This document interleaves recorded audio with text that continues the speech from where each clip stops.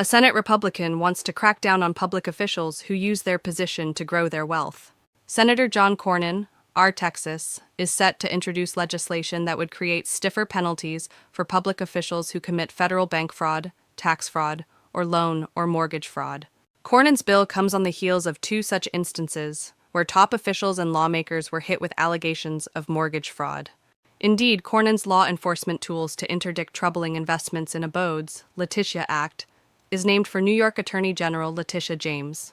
The Justice Department earlier this year opened an investigation into James, who successfully won a civil case last year against President Donald Trump and his Trump Organization over allegations of faulty business practices for alleged mortgage fraud.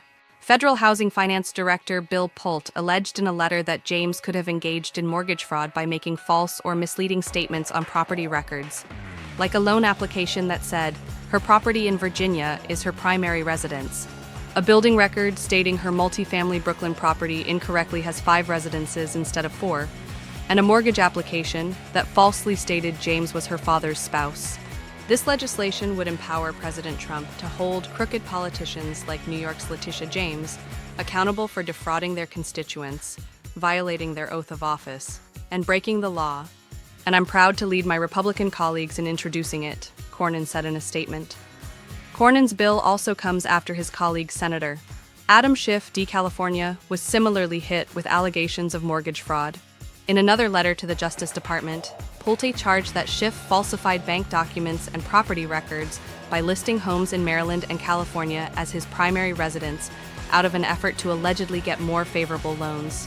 Marisol Samayoa, a spokesperson for Schiff, said in a statement to Fox News Digital that both Trump and Pulte's false allegations are a transparent attempt to punish a perceived political foe who is committed to holding Trump to account.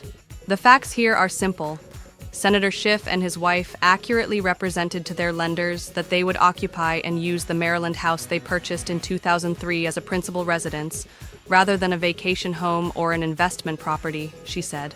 He also disclosed to his lenders, repeatedly, that he maintained another home in his district in California, where he lived when not in Washington, and which was also a principal residence, not a vacation home or an investment property.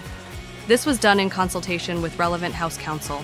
As was proper, he claimed only a single homestead tax exemption from California, worth approximately $70 in annual savings, she continued. The bill, which is so far co-sponsored by 6 Senate Republicans, would increase federal statutory maximum sentences and fines for public officials who abuse their offices and violate the public trust to commit bank fraud, loan or mortgage fraud,